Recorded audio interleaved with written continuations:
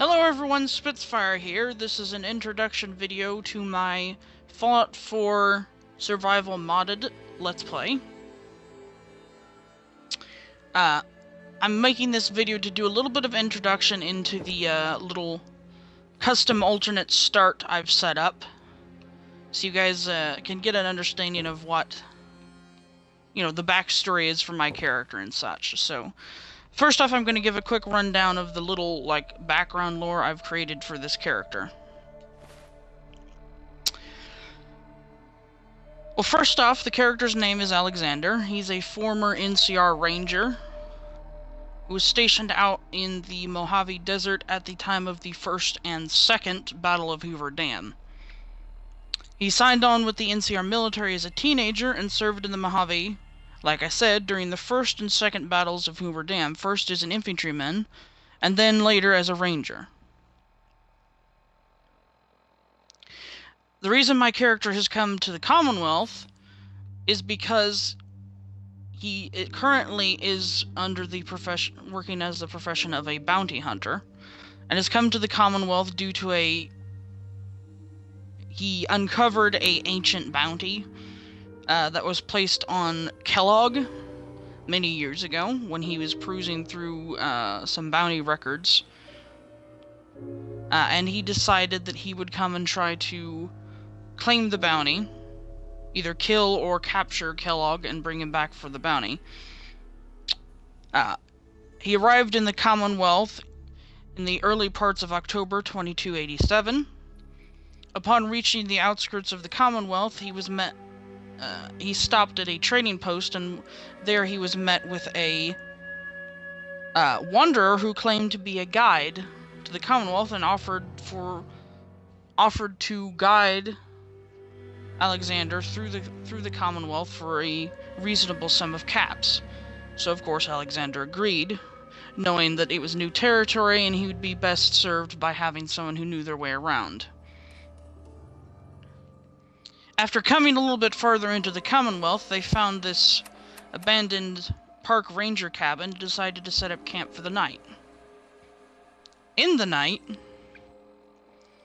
the quote-unquote guide whacked Alexander in the back of the head with a shovel and knocked him out, where he later then kidnapped Alexander and brought him to the Institute, where it's discovered that the courier was the guide was in fact a disguised Institute courser, and he had captured Alexander with the intention of bringing him to the Institute so they could learn information about the NCR and events over on the West Coast.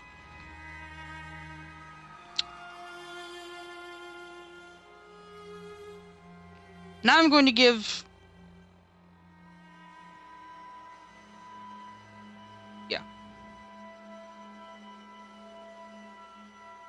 Sorry, I'm reading off of a script. It took me forever to type all this out, sorry. But yeah, so basically, he knocked him out, brought him to the Institute, and there they interrogated Alexander in order to learn information about the NCR and the events that happened over on the West Coast. And I will just give a quick rundown of the events of that happened on the West Coast, as my character, Alexander, remembers them. This is my own little headcanon for what happened after the events of Fallout New Vegas. So, in 2281, the Courier unites the factions of the Mojave, and with the help of the NCR, defeats Caesar's Legion at Hoover Dam, and declares New Vegas an independent state. On 2282, the Courier maintains a peaceful alliance with the NCR, and together, they destroy the remaining Caesar's Legion forces east of the Colorado River, with some of the liberated areas joining either the NCR or New Vegas, while some declare independence. With the Legion defeated, President Kimball, who was allowed to remain in office due to concerns that removing him at this late stage of the war with the Legion would destabilize the war effort, reaches the end of his term as president. Not wanting to leave office with having lost both the Hoover Dam and the Mojave Desert, he decides to stage an assassination of the Courier and a secret overnight siege of New Vegas.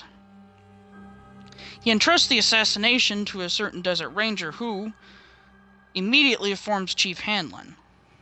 Chief Hanlon, together with the Desert Rangers and trusted colleagues in the NCR military, stage a coup and arrest Kimball. When the NCR public later learns of Kimball's attempted treachery, they impeach him and place Hanlon as temporary president. Though publicly heralded as heroes, the Rangers were seen with distrust and suspicion after the coup by members of the government and military, and so they were privately encouraged to either retire or were otherwise honorably discharged from the military. Many later found work as either bodyguards or bounty hunters.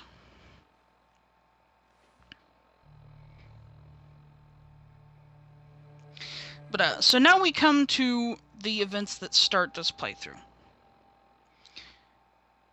As I've said, my character's been captured and been interrogated by the Institute, and the Institute decided to keep him in stasis in case they decide to do something with him later on. Later, in October 2282, the events that would normally start the game, the main protagonist is released from his cryopod and attempts to flee Vault 111. Unfortunately, on his way to escape the vault, he is killed by a pack of rad roaches and dies. Kellogg, learning of this, decides instead of informing Father of the death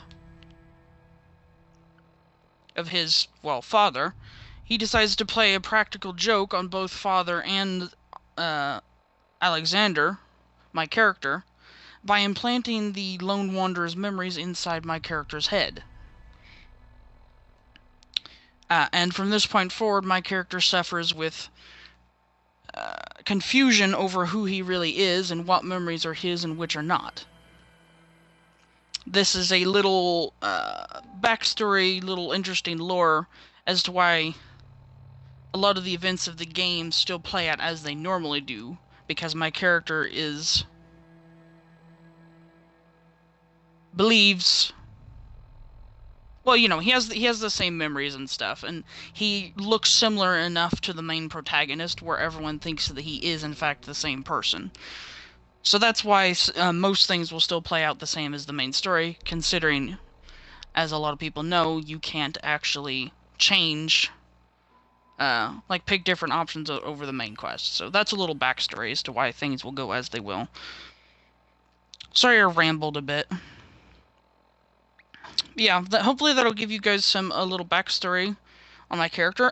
Also, as I've said before, I cannot edit videos right now, because I do not have editing software, so these videos, at the start at least, may be a little long and unedited, so please be understanding of that. Hopefully soon I will get a new editing software program and can start editing these videos and making them, more enjoyable for you guys to watch. Also, I still have not purchased a microphone stand for my Blue Yeti yet, so I'm currently using a jury-rigged mic setup. So if the sound quality is a little bit bad, I apologize. Hopefully in the future I will be able to get a mic stand and, clear that up. Anyway, thank you so much for watching this little intro video, and the next video I upload will be the part 1 of the Let's Play. So thank you so much for watching, and goodbye.